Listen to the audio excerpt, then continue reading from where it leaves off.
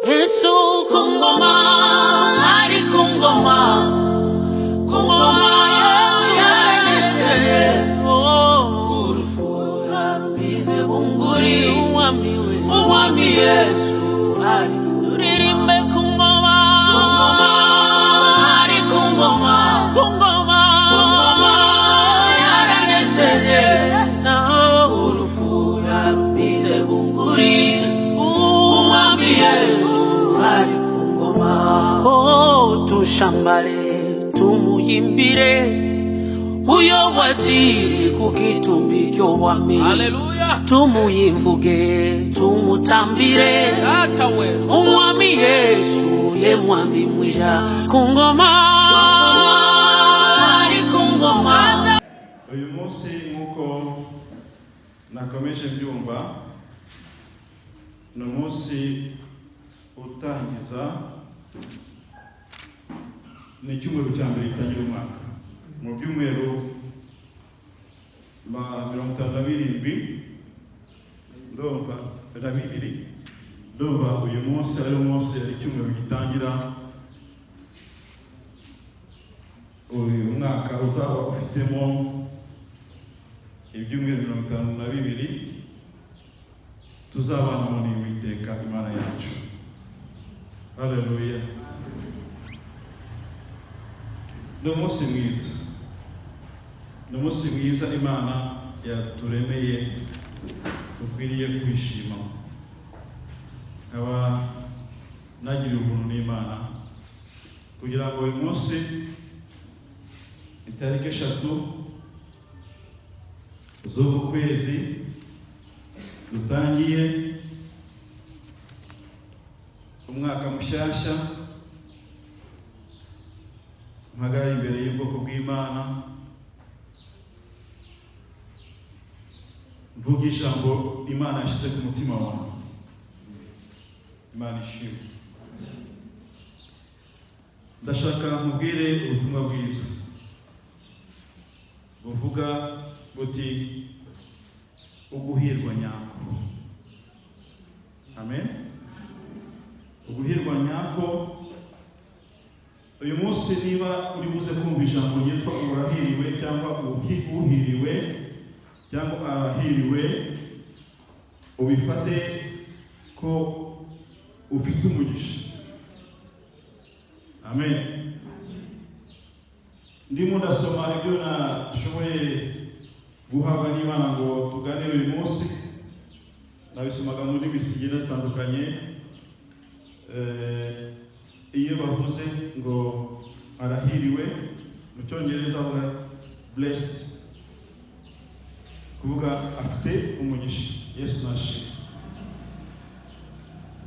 Hari umwe mu bashoboye gutanga ubuhamya hano wigeze kuvuga umurongo ngewe nari nateguye bisobanura ngo ni ubutumwa Imana yashatse ko wumva uyu munsi. Amen. Muri Yeremiya igice cya 17, reka mbanze nsome umurongo wa 7 n'uwa 8, hanyuma wumva ukuntu bimeze. Ndumva biri buze kuryohera nkuko nanjye igihe nabisomaga numvaga biryoheye.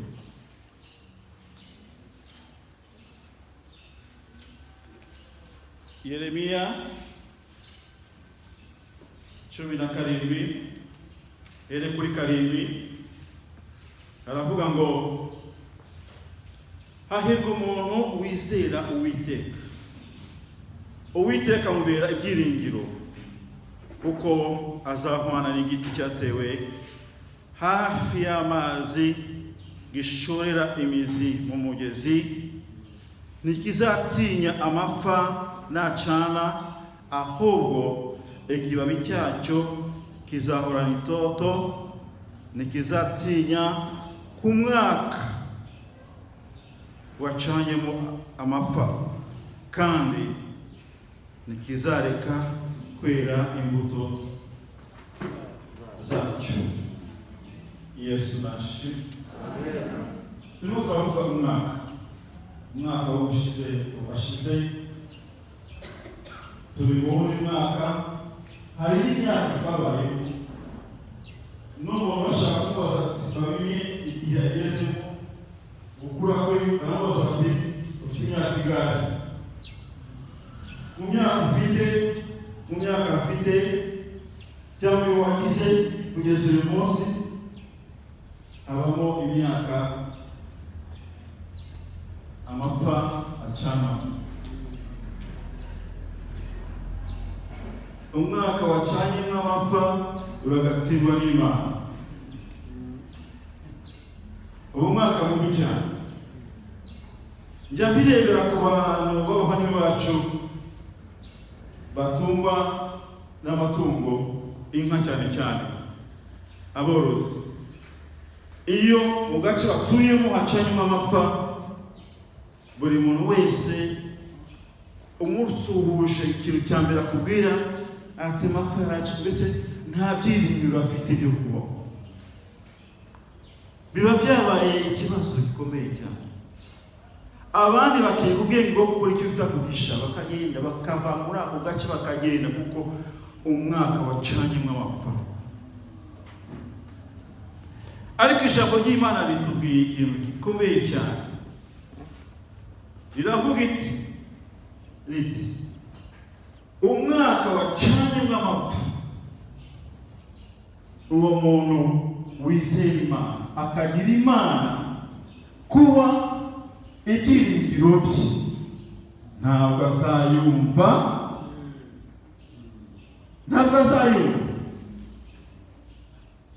kandi n'igihe cyo kwera imbuto azazera, kandi bizagira umumaro ku bantu bose. Haleluya, haleluya.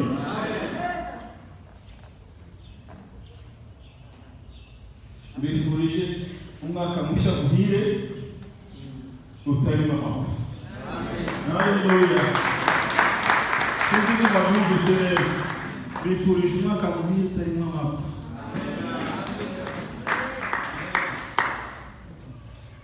Amen. Bitandukanye n'igihe gisanzwe ubuzima buragenda, inka zirabyara bakabona amata, imbuto zikera bakarya bose. Bihita bigorana kugira ngo utandukanye uwiringiye Uwiteka cyangwa uhiriwe uhawe umugisha n'Uwiteka no gutandukanya utahawe umugisha n'Uwiteka, kuko ubona bose ari cyo kimwe. Uza kubimenya ryari? Ubimenya mu gihe umwaka wacanyemo amapfa, cyangwa igihe amapfa yacanye niho utandukanye uti uriya arimo ararira kubera yuko adahiriwe, kubera ko nta mugisha afite.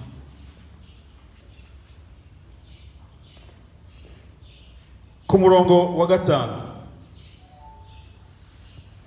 n'umurongo wa 6 aho nyine nasomaga, aravuga ngo uko niko Uwiteka avuga ati, havumwe umuntu wiringira undi muntu akishima amaboko ye, mu mutima we akimura Uwiteka,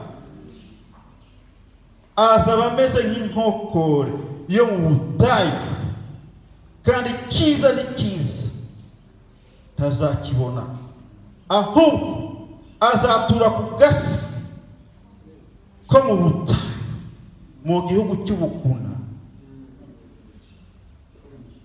kidatuwemo. Imana tugirire neza, tubabarire cyane, dukomeze twiringire Uwiteka. Amen. Iyo umuntu yamenye yuko umwiringira, aragukoresha. iyo umuntu yamenye ko udafite ibindi byiringiro ari we gusa ureba, yigira akagarara. Mu Kiswahili bavuga ati Yesu, kile Kiswahili ya kule, atakutesa. Atakutesa. Impamvu si yindi, nuko iyo wiringiye umuntu no kuguhemukira araguhemukira, no kugukoza isoni akagukoza isoni. Hari umuntu umwe ntashimye imyitwarire ye, niba aguhaye agakoti nk'aka nambaye, tuba turi mu iteraniro rya benshi, ati Yesu ntoranye mama Eritiye, Pastor Deo, Bishop Safari, kale kakoti ndo nimempa.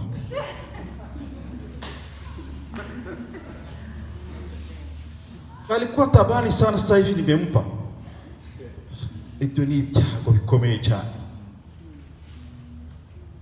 Bisobanura ngo iyo wiringiye umuntu cyangwa ibintu uba ugendana n'ikitwa umuvumo.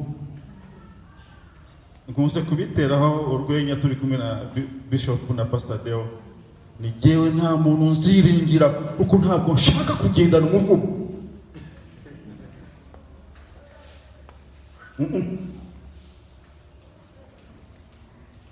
Niba ushaka kugendana umugisha no guhirwa Uwiteka Imana, iringira Uwiteka, wizere Uwiteka, Uwiteka kubera ibyiringiro amanywa na nijoro mu bihe byose.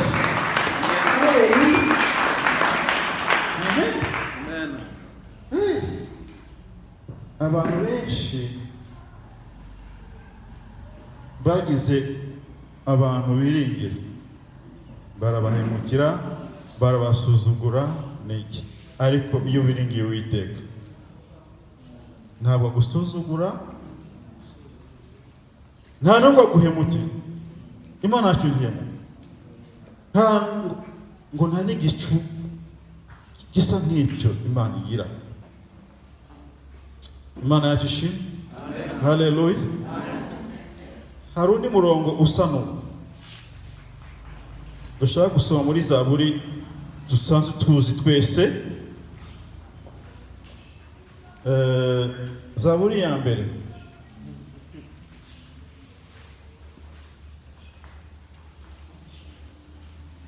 Zaburi ya mbere igice cya mbere turasoma umurongo wa mbere, reka tuyisome yose ntacyo bitwaye. Ijambo ry'Imana riravuga riti, hahirwa umuntu udakurikiza imigambi y'ababi.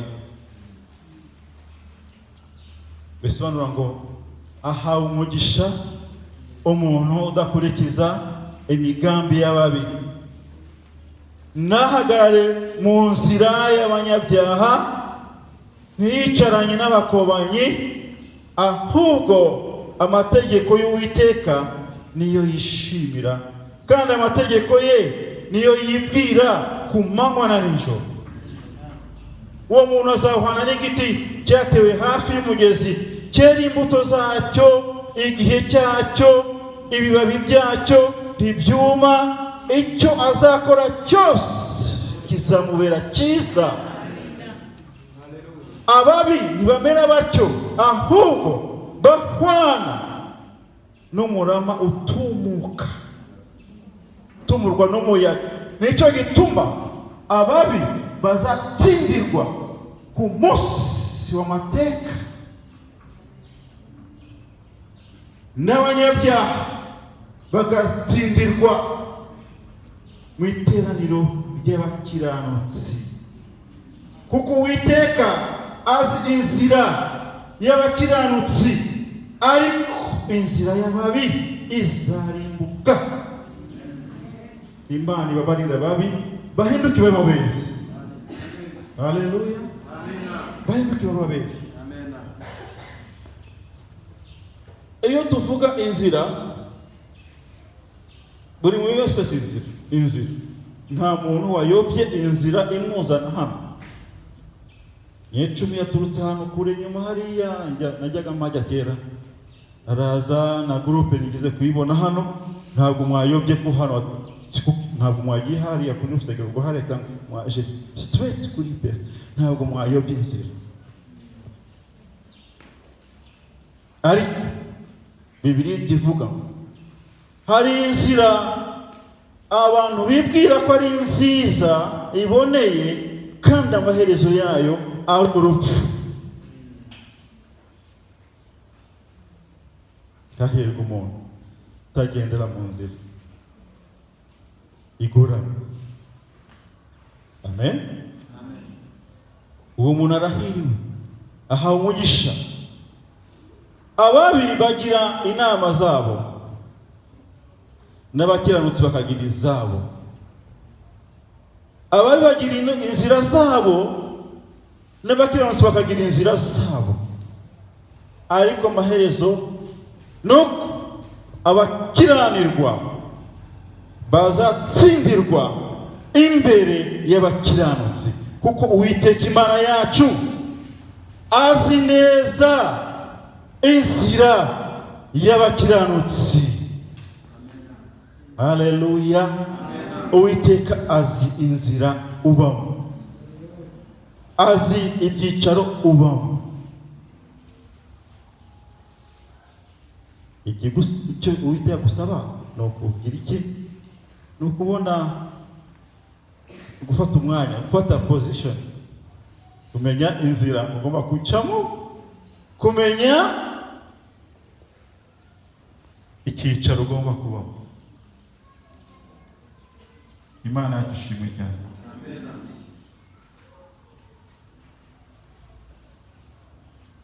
Iyi Zaburi yavuze neza, yavuze ko inzira y'abiringira Uwiteka ni inzira igana i Siyoni. Kuba ufite inzira zigana i Siyoni, inzira ziza mu rusengero, inzira ziza mu iteraniro ry'abeza, urahiriwe, uhawe umugisha. Yesu nashimwe. Haleluya. Niba ndi kuba bahawe umugisha kuko baje uyu munsi, bateranye uyu munsi mu iteraniro ry'abera. Amen. Uyu munsi hari n'abavuze ngo twebwe barahafunze, twebwe byaragenze gutya, kuko bumva bafite inyota mu mitima yabo yo kuza, yo kuyoborwa mu nzira zigana i Siyoni. Haleluya. Haleluya. Amen. Amen. Zaburi ya 84. Zaburi ya 84 biri ku murongo wa 5.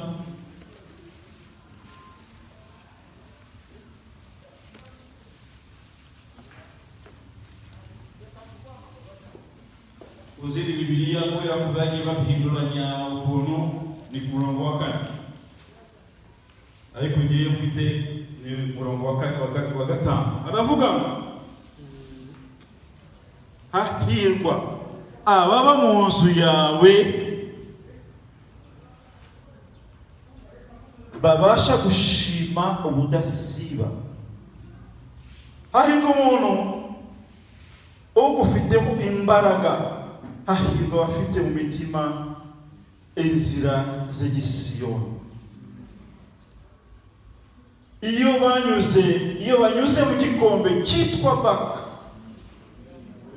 bagihindura ahantu h'amasoko, imvura y'umuhindo icyambika imigisha, bagenda bagwiza imbaraga.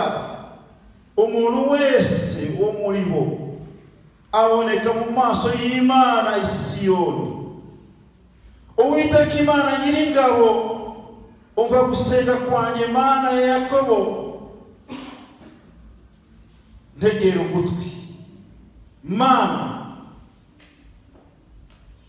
ngabo idukingira, reba witegereze mu maso h'uwo wasize, kuko umunsi umwe mu bikari byawe uruta iyindi igihumbi ahandi. Nakunda guhagarara mu muryango w'inzu y'Imana yanjye, bindutira kuba mu mahema y'abanyabyaha, kuko Uwiteka Imana ari izuba n'ingabo inkingira. Uwiteka azatanga umuntu n'icyubahiro, ntazagira ikintu cyiza yima abagenda batunganye. Uwiteka agira ingabo, hahirwa umuntu ukwiringira. Yesu nashimwe. Haleluya. Ndimo ndasoma ahantu, hari ahantu nabasomye hitwa Baka. Byansabye kugira ngo ncukumbure menye Baka ni hehe, hameze hate, hasa gute, ese abahaca bibera gute. Baka ni hafi ya Yerusalemu, ni kibaya, ni mu kibaya. Mu byo nasomaga naje gusanga Baka hasa cyangwa mu zindi Biblia birasobanuka neza yuko n'ahantu umwami Dawidi yatsindiye Abafilisitiya. Mu busobanuro bwa Baka nasanze n'ahantu bavuga ngo ahantu hari ibiti by'amarira, ibiti byo kurira. Tekereje ibiti bikuze kurira iyo giciye ukavuna agashami kayo kikarira hano mu Rwanda, kuko ibiti byinshi by'u Rwanda simbizi, ariko umuyenzi ndawuzi. Ibaze ikibaya cyuzuye imiyenzi, uri muracamo wambaye neza, kuko aha hantu ngo aba bantu bahacaga bazamuka bajya i Yerusalemu, bajya i Siyoni kuramya Uwiteka no kwishimira ibyiza Uwiteka atangira mu rusengero rwera i Yerusalemu. Bazamukaga mu mwanya wo kwishima, kuko ibiti birira nabo bakarira, bakaba baracyari. Cyo kimwe na wa mwaka wacanyemo amapfa ku bantu batiringira Imana. Ariko hari ikibazo njya mbona, abantu bamwe yego twiringira Imana, ariko ibi byago n'iki tukabona amarira yabaye menshi. Nicyo gihe bari baraca mu kibaya cya Baka. Ariko amen, bavuye i Yerusalemu, Bibiliya iravuga ngo bamanutse. Amen. Bamanukana ubutwari n'imbaraga nyinshi nk'izo Dawidi yari afite, ajya gutsinda Abafilisitiya muri icyo kibaya cya Baka. Abo bantu babonye umugisha n'Uwiteka bahiriwe kuko bafite inzira zigana i Siyoni, zicira i Siyoni mu mitima yabo. Icyubahiro cy'Uwiteka. Amen. Duhereze Imana icyubahiro cyayo. Imana iri ku ngoma. Amen. Icyo gikombe cyangwa ikibaya bagihindura ahantu h'amasoko. Imvura y'umuhindo igacyambika imigisha, kuko abafite umugisha abahiriwe bahaciye. Haleluya. Haleluya. Amen. Abrahamu, Imana iramubwira ati ngwino. ngwino Abrahamu, icara hano mubwire, va mu gihugu cyawe, hanyuma ugende mu gihugu ngutegetse kujyamo. Muri kiriya gihugu ibintu bibiri cyangwa bitatu nzaguha umugisha. Amen. Nkugire umugisha. Haleluya. Imana imubwiye ati wowe ntabwo uzaba ukiri Aburahamu wawe niba kera iwabo babeshwagaho no gucura amanoza bya crafts biriya bya mask ibigirwamana abantu basenga, ibigirwamana basenga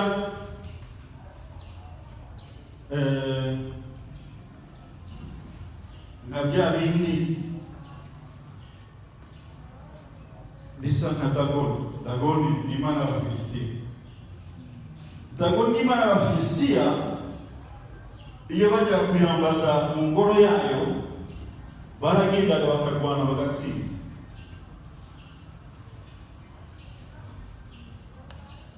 Ariko barwana n'abafite imana nyamana bikabagora ntibabuze.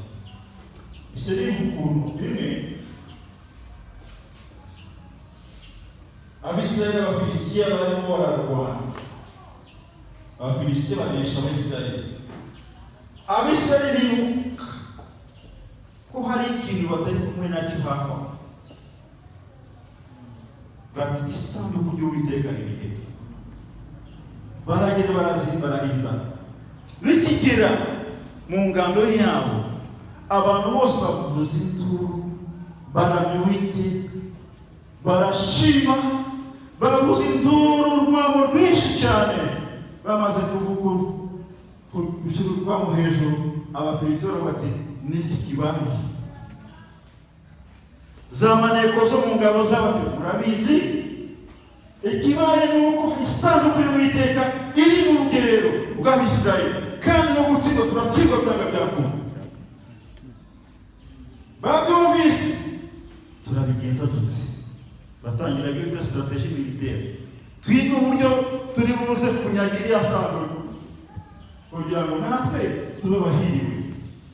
Umunsi umwe tujye muri Dagoni tuyiramye, uwundi munsi tujye ku isanduku y'Uwiteka tuyiramye, turyohere. Abisirayeli bakomeza bapfe nabi. Erega barayitwaye uburyo bwose bushoboka, barayitwara gahoro gahoro, ntacyo bagize, barayitwara.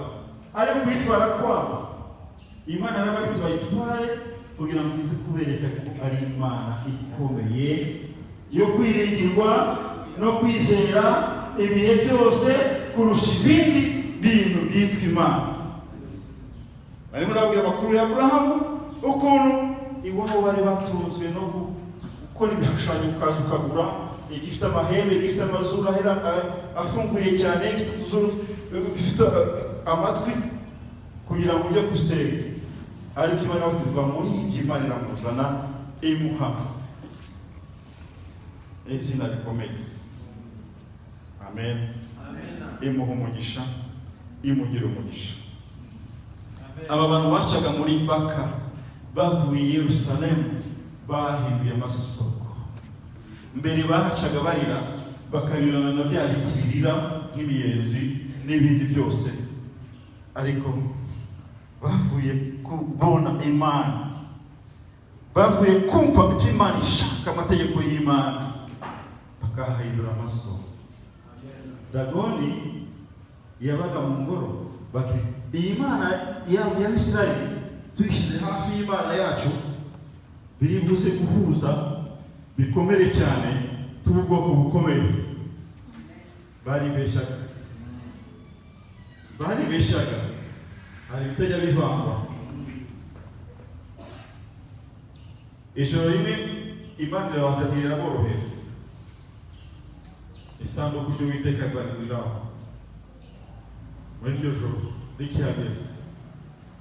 Ariko Imana ifata cya Dagoni iragihirika, ikiryamisha amazuru hasi n'igihangaza.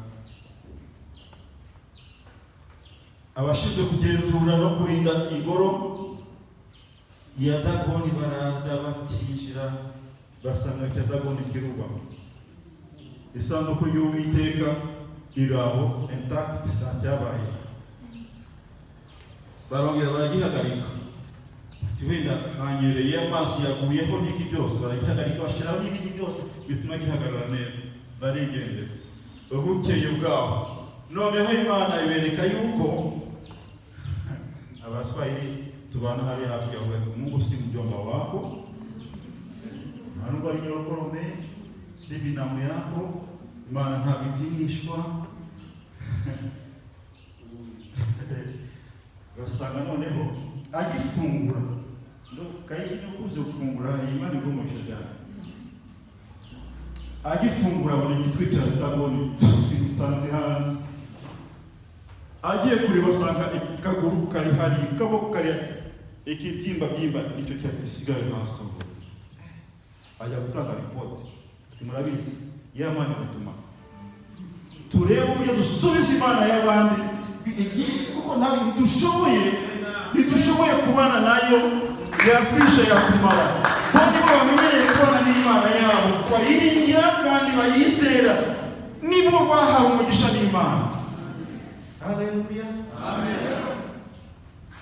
Yesu nashi. Amen. Amen. Ukuntu byagenze isanduku igenda igaruka imyaka myinshi hafi y'ine cyangwa 5 cyangwa 7 sinibuka neza, kugeza igihe umunsi umwe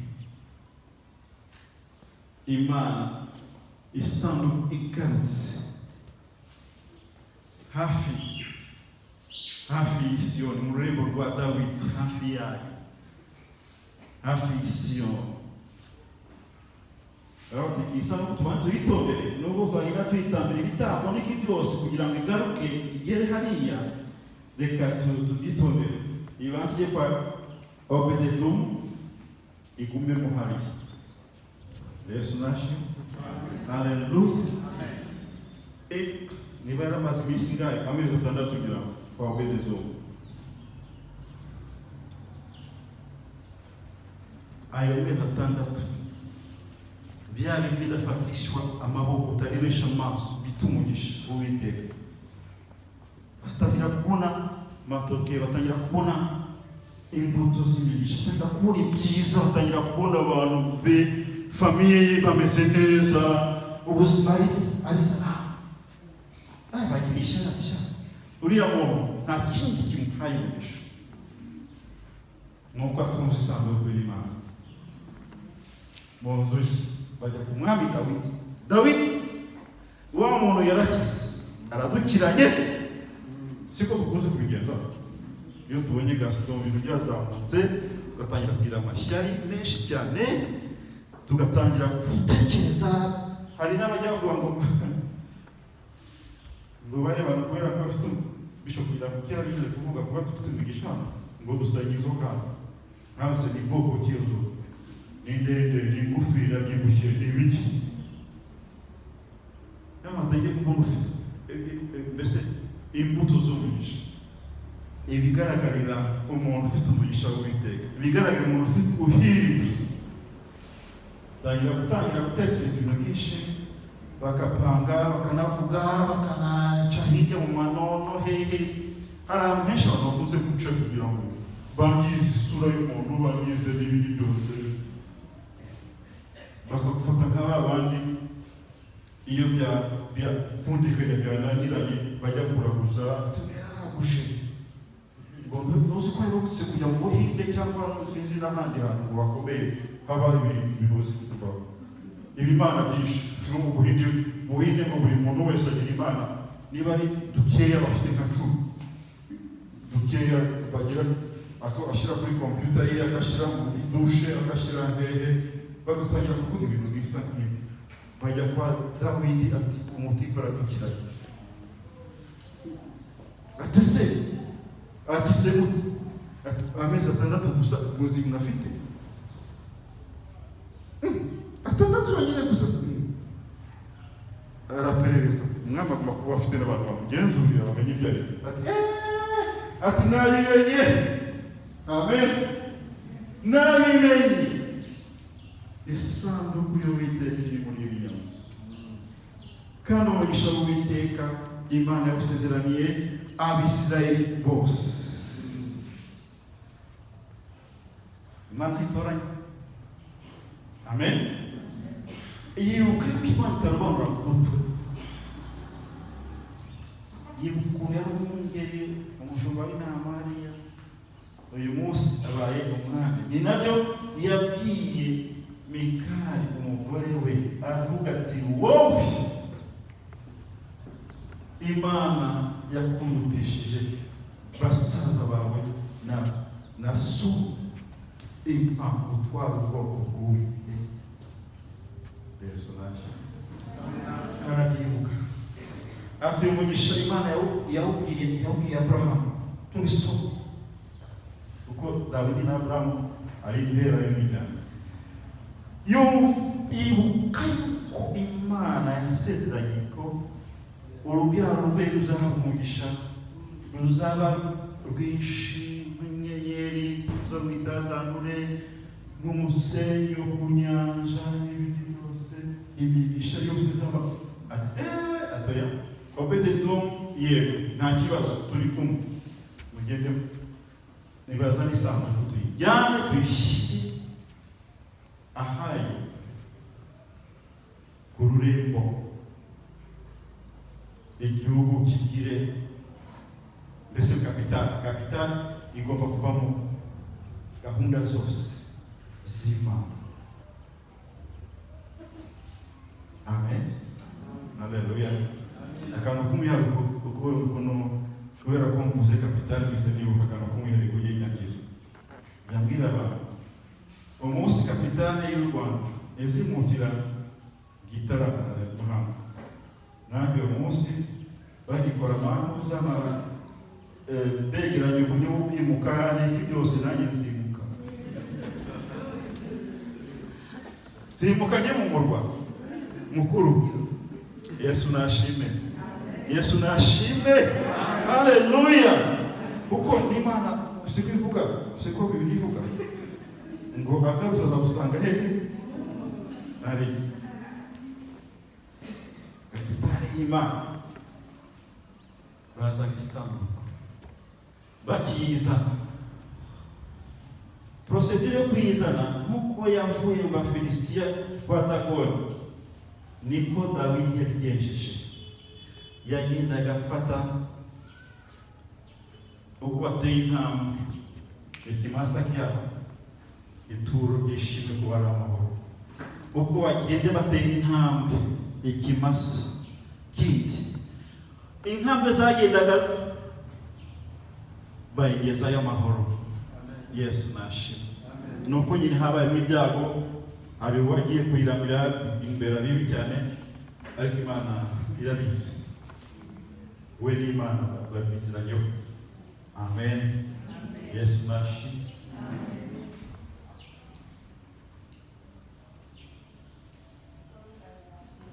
Isanduku iri muri icyo gihe mu gihugu cyabo muri kapitali, haba ibyishimo, haba umunezero, imigisha y'Uwiteka iragaragara. Kubera iki? Kuko abantu bize kugira inzira zigana i Siyoni mu mitima yabo. Amen. Inzira zacu zimeze ziti, ni gutya mu mitima yacu dutekereza guca mu zihe nzira, gucisha ibintu byacu mu zihe nzira. Ahantu twari turi niba ibyari mbere ya mbona kugira ngo twasuye famiye imwe, kumva ibintu kandi bavuga n'iki byose, kumva harimo inzira zigoramye kugira ngo bagere ku byo bafite, bagere kuri ya migisha. Abantu bagera kuri ya migisha cyangwa bya bintu bisa n'imigisha, nibo iyo baguteye inkunga bagusuzugura,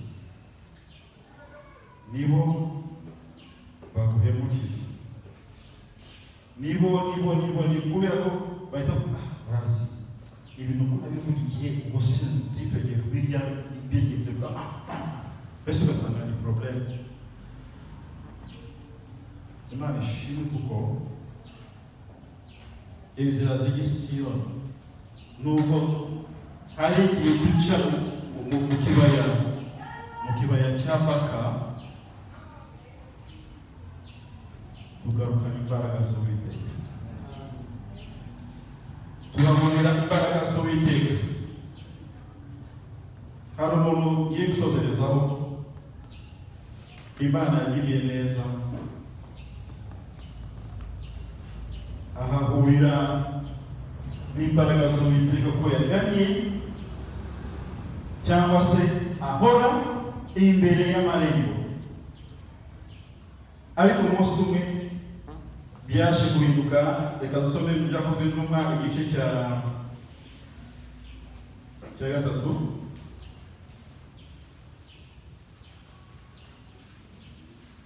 Byakozwe n'Intumwa igice cya 3.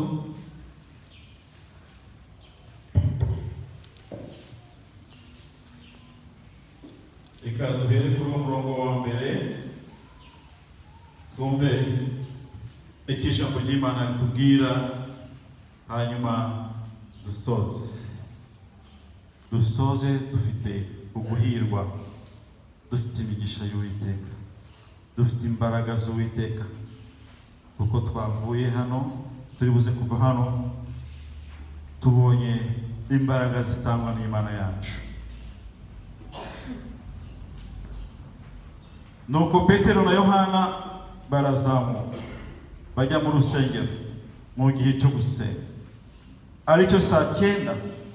Hariho umuntu wavutse aremaye ibirenge, yarahekwaga agashyirwa ku irembo ry'urusengero ryitwa Ryiza, kugira ngo asabirize abinjira mu rusengero.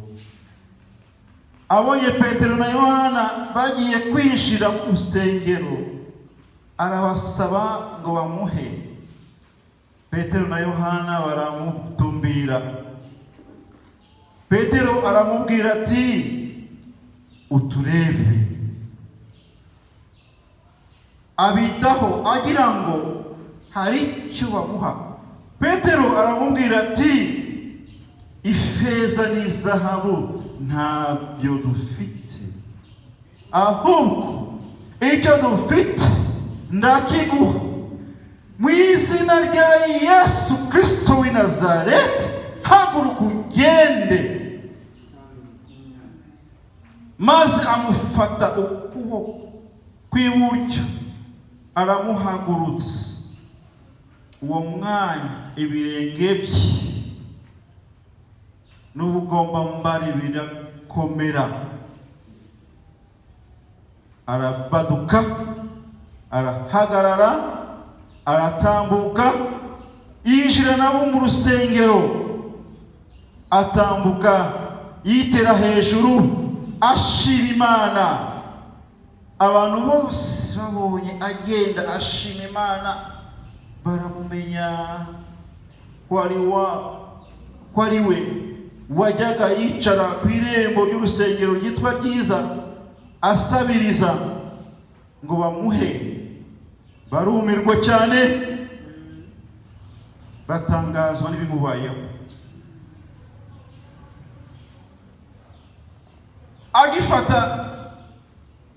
Agifashe Petero na Yohana, abantu bose birukankira kuri bo, bateranira ku ibaraza ryitwa irya Salomo. Bumiwe cyane.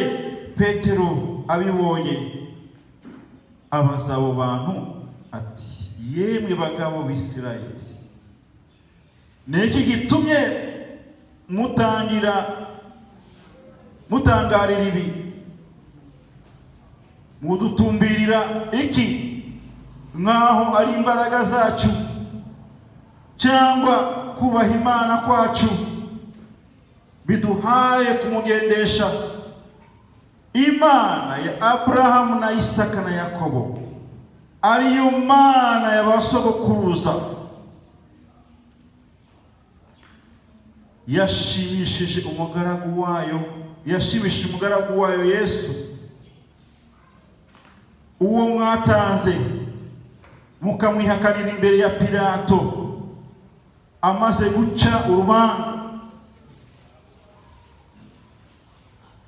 rwo kumurekura, ariko mwihakana uwera kandi umukiranutsi, musaba ko bababohorera umwicanyi. Nuko wa mukuru w'ubugingo muramwica, ariko Imana iramuzura, natwe turi abagabo bo kubihamya. Yesu nashi. Haleluya. Ariko mushaka kurangirizaho bavuga yuko imbaraga zose yazihawe n'uwo Yesu Kristo, yamuhaye imbaraga. Amen. Uyu muntu yarazwi neza, hari n'abamubonaga ariko ntibashaka no kumureba, hari n'abamurebaga bakamusigira agaceri, hari n'abamurebaga bakamwitsitazaho, hari n'abamubonaga bati komeza gahunda uzajya udusengerera.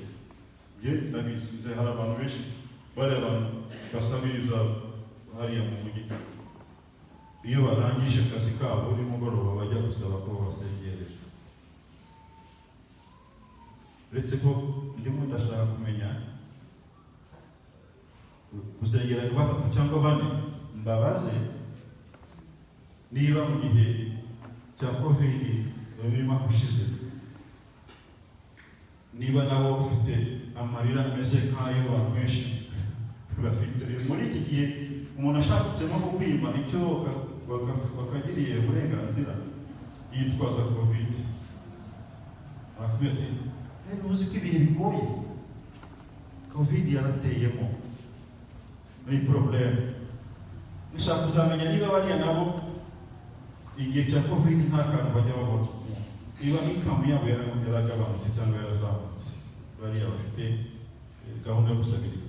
Ngo abantu baramumenya yinjiye mu rusengero, ntiyinjiraga mu rusengero no musino, yicaraga hariya badupimira tuza kwinjira.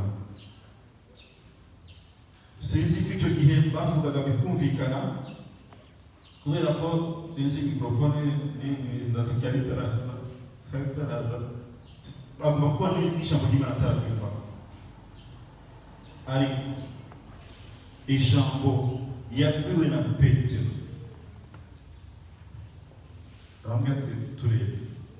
Atangira kwitunganya neza, noneho abagiye kumva byinshi. Bwari bwo bwa mbere yumva umuntu uje, akenshi bari abantu tujya tubinova, sibyo? Iyo umubonye kabiri gatatu iwawe cyangwa mu nzira ukunze gucamo, hari igihe wumva akushena cyane. Bwari bwa mbere yumvise abantu bahagaze bati turebe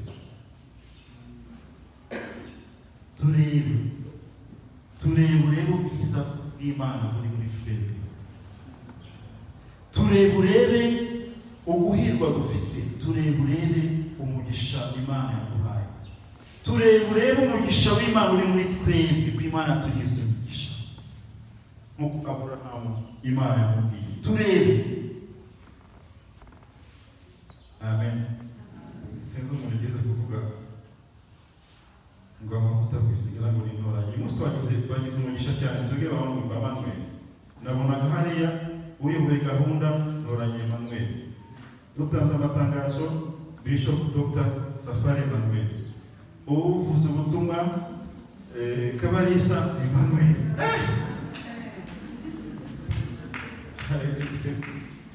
Uyu munsi ni uwacu, sibyo?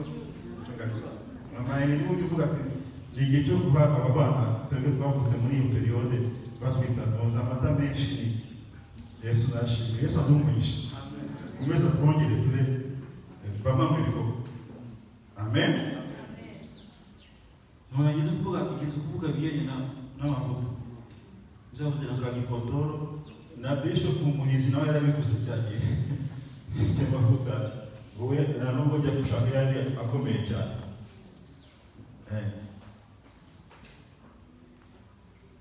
Umuntu umwe yigeze kumbwira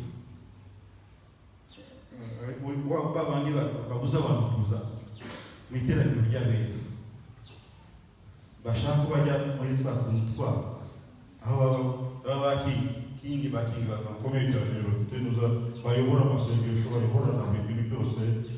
Hari ikintu muri ibyo bintu banahayoboreramo n'ingo z'abantu n'ibindi n'akazi n'ibindi byose bakabiyoboreramo. Hari namase uguye kubera iki naramase usigaye usengera hehe, waba uri hari hafi ya Saint-Germain usigaye usengera hehe? Ati wapi ngo nagiye gushaka amavuta.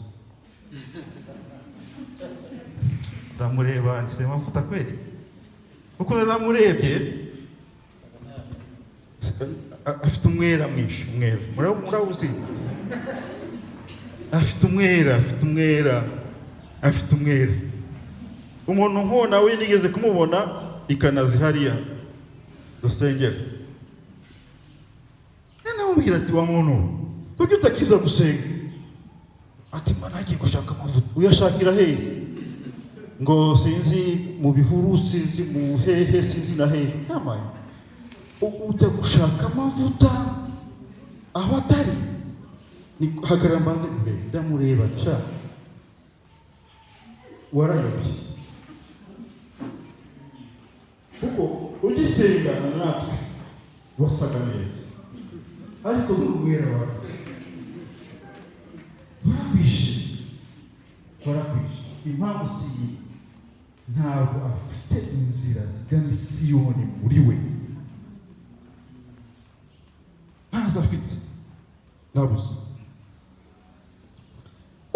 Uyu muntu nawe amaze kwireba, amaze kwikorera examen de conscience, ati abantu bambwiye ngo barebe, abarebye abona bafite amavuta y'Uwiteka.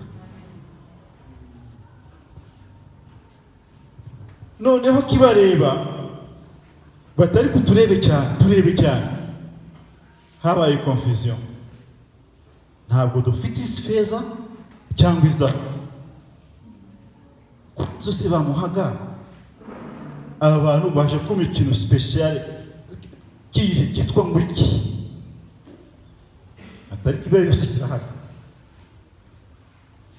Hari n'abandi babandi basabiriza, iyo umuhaye uzabikore ho examen gatoya nora wo kuze guca muri uriya mujyi, bati duceri karumwe na kabiri umuhi akarebye ati uyu nawe ahita akajugunya kariya gaceri, kuko baziyubwe ntakarime ntabwo kari ntacyo kari buze kumumarira.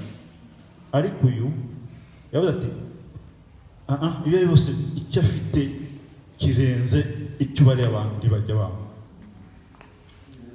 Yumvise ati mu izina rya Yesu w'i Nazareti, ijambo ryinjira uhereye mu bwonko bwe, ku bwonko bwacu nibwo bukapta ibintu byinshi vuba kandi bifite umumaro, bitangira kwinjira mu maguru, mu musokoro n'amagufa n'ahandi hose no mu mitsi.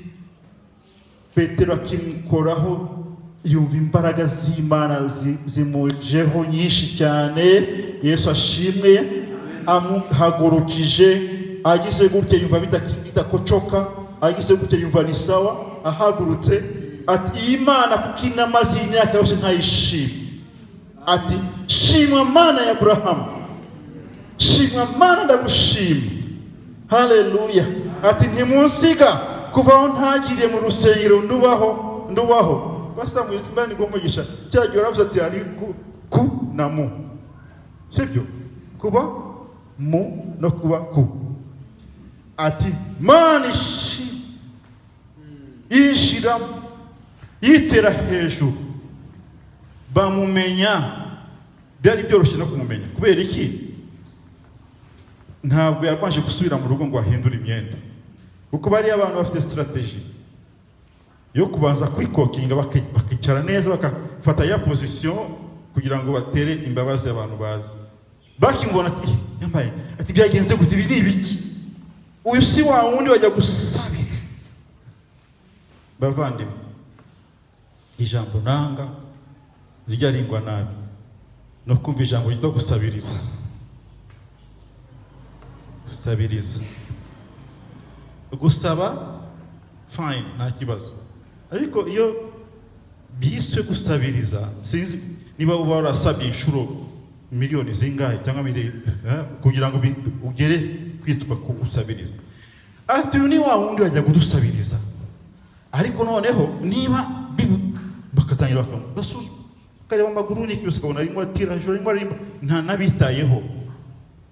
Yitayeho ku Mana, yamwambitse imbaraga, yamukijije. Imana yamuhaye ubugingo, yashubije intege mu bugingo bwe. Amen. Dawidi yarabivuze cyane ati asubiza intege mu bugingo bwanjye. Haleluya. Amen. Ndifuza ko uyu mwaka ukubera umwaka gusubizwa intege mu bugingo bwawe. Amen.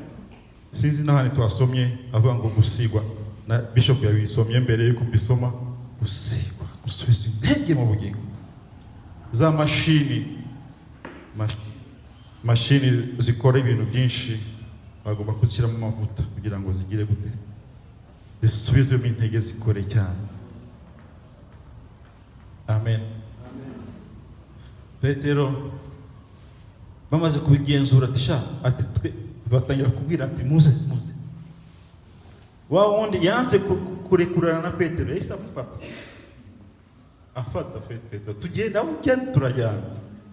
Ati ibintu sindabibona, ibintu mpaye bindutiye ibyo nabonye byose hano kuri uru rusengero kw'irembo. Birabira uri umunyamugisha, uri umunyamahirwe. Nanjye ndashaka gukomeza kuba umunyamugisha, ndashaka kugira amahirwe, mpirwe nk'uko muhiriwe. Abantu babibonye bati reka tumwegere turebe natwe niba turi buze kuvuga nawe gakeye. Baramwegera bati ariko twumvikane, ibi bintu si mwebwe mukoze bya bindi abandi bajya bakora, ariko mu kanya gato bikaba tibiye bizima. Petero aravuga ati mwebwe nabamenye. Niwe yababwiraga ati hari umuntu ubikoze, ntabwo ari twebwe. Haleluya. Amen. Hari umuntu ubikoze, si twebwe. Wa wundi Pilato amaze guca urubanza ati turamurekuye ko nta cyaha kimuriho. Koko yagomba kugaragara ko atari umunyabyaha, kugira ngo afate ibyaha byacu abyishiremo, abijyane ku musaraba. Aturiye niwe wabikoze. Muhitamo umunyabyaha. Uwo munsi umunyabyaha umwe aba ararokotse, witwa Barabasi. Ati namwe murishima ngo muramutanze. Yesu w'i Nazareti uriye, ariko Imana yaramuzuye. Niyo yashizemo imbaraga zayo muri uyu muntu, arahaguruka. Ntabwo ari twe twabikoze. Imana yacu ibaha umugisha. Bishop reka musubize umwanya. Murakoze.